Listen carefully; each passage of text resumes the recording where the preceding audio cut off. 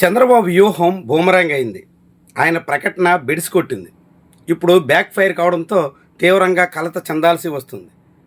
ఆంధ్రప్రదేశ్లో జనాభా పెంచాలంటూ చంద్రబాబు శ్రీకాకుళం జిల్లా నరసన్నపేట సభలో చేసినటువంటి ప్రకటన తీవ్ర కలకలం రేపుతుంది. అనేక రకాల అభ్యంతరాలకు కారణమవుతుంది. దేశవ్యాప్తంగా చంద్రబాబు కామెంట్స్ మీద తీవ్ర వ్యతిరేకత కనిపిస్తోంది. వ్యతిరేకిస్తున్నటువంటి వాళ్ళలో అనేక మంది సెలబ్రిటీలు కూడా ఉన్నారు. ఇటీవల ఓఆర్ఎస్కి వ్యతిరేకంగా పోరాటం చేసిన చిన్నపిల్లల డాక్టర్ నుంచి మొదలుకొని మాజీ గవర్నర్ కిరణ్ బేడి వరకు అనేక మంది చంద్రబాబు తీరుని తీవ్రంగా దుయ్యబడుతున్నారు. మధ్యలో పూనం కౌర్ నుంచి రేణుకా చౌదరి లాంటి వాళ్ళ వరకు చంద్రబాబు మాటల్ని తప్పుబట్టే పరిస్థితి వచ్చింది. ఇలా చంద్రబాబు ఇంటా బయట అన్ని రకాలుగా తన మాటల ద్వారా వ్యతిరేకతను కొని తెచ్చుకున్నట్టు అవుతుంది. ముగ్గురు పిల్లల కంటే 30,000, 4వ బిడ్డల కంటే 40,000 రూపాయలు ఇస్తాను అన్నట్టుగా ముఖ్యమంత్రి చెప్పినటువంటి మాటల మీద తీవ్రమైనటువంటి ట్రోలింగ్ నడుస్తోంది. అనేక మంది చంద్రబాబుని దుయ్యబడుతున్నారు. చంద్రబాబు బాధ్యతారాహిత్యంగా మాట్లాడారు అనే మాట బలంగా వినిపిస్తోంది. దాంతో తెలుగుదేశం పార్టీ శ్రేణుల్లో కూడా ఈ వ్యవహారం మీద భిన్నమైన అభిప్రాయాలు వినిపిస్తున్నాయి. చంద్రబాబు అలాంటి ప్రకటన చేయడం ఏ రకంగానూ సమంజసం కాదు అంటూ కూటమి నేతలే ఇప్పుడు మాట్లాడుకోవాల్సిన పరిస్థితి వస్తుంది.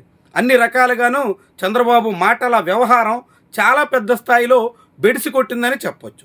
ఇలాంటి యథేచ్ఛగా నోటుకొచ్చినటువంటి ప్రకటనల ద్వారా ఏదో కొత్త పథకం సృష్టించామన్నట్టుగా చంద్రబాబు చేసినటువంటి ప్రయత్నం ద్వారా పరువు కోల్పోయినట్టుగా అనేక మంది భావిస్తున్నారు.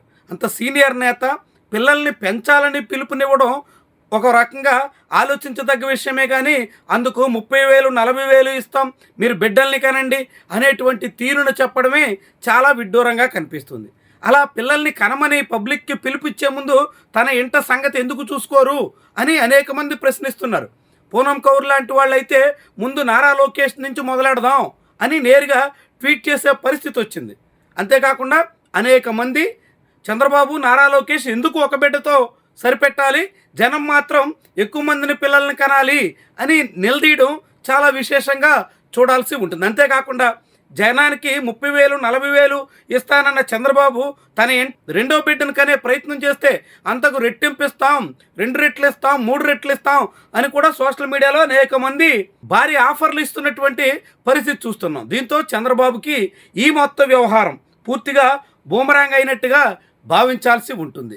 గతంలో చంద్రబాబు నాయుడు ఎక్కువ మంది బిడ్డలను కనండి, జనాభా సంఖ్య తగ్గిపోతుంది, డెమోగ్రఫిక్ ఇన్బ్యాలెన్స్ వస్తుంది అని చెప్పినప్పుడు ఎవరూ అంత పెద్దగా సీరియస్గా పరిగణించలేదు. అదే సమయంలో ఇలాంటి ప్రకటనల మీద పోస్టులు పెట్టినందుకు కనిగిరిలో ఒక టీచర్ మీద కేసు కూడా పెట్టినటువంటి అనుభవం చంద్రబాబుకు ఉంది. చంద్రబాబు ఆయన ఇంట్లో ఒక్కొక్కరినే కంటారు, మంది మాత్రం ఎక్కువ పిల్లల్ని కనాలా అని ప్రశ్నించినటువంటి ప్రభుత్వ టీచర్ మీదే చర్యలు తీసుకున్నటువంటి ఘనత ఈ ప్రభుత్వాన్ని. కానీ ఇప్పుడు నేరుగా 30,000, 40,000 ఆఫర్ చేసిన తర్వాత చాలా తీవ్ర స్థాయిలో వ్యతిరేకత అయితే వస్తుంది. చంద్రబాబు మాటల మీద అనేక మంది తీవ్రంగా తప్పుపట్టే పరిస్థితి వస్తుంది.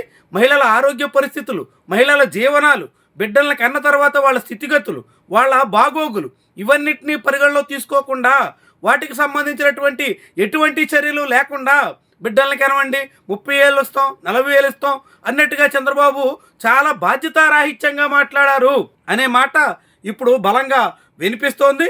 మొత్తంగా టీడీపీ అధినేత చేసినటువంటి ప్రయత్నం అయితే పూర్తిగా బ్యాక్ ఫైర్ అయింది. అనేక రకాలుగా ఆయన అబాసుపాలు కావడానికి ప్రకటన కారణమైంది. శ్రీకాకుళం జిల్లా నరసన్నపేటలో జరిగినటువంటి స్వర్ణాంధ్ర స్వచ్ఛాంధ్ర సభ సాక్షిగా చేసినటువంటి ఈ ప్రకటన నుంచి చంద్రబాబు ఏమైనా గుణపాఠం నేర్చుకుంటారా, లేకుంటే ఇదే మాట పునరావృతం చేసి మరింత వ్యతిరేకతను కొని తెచ్చుకుంటారా, అది ఆయన చేతుల్లోనే ఉందని మాత్రం చెప్పక తప్పదు.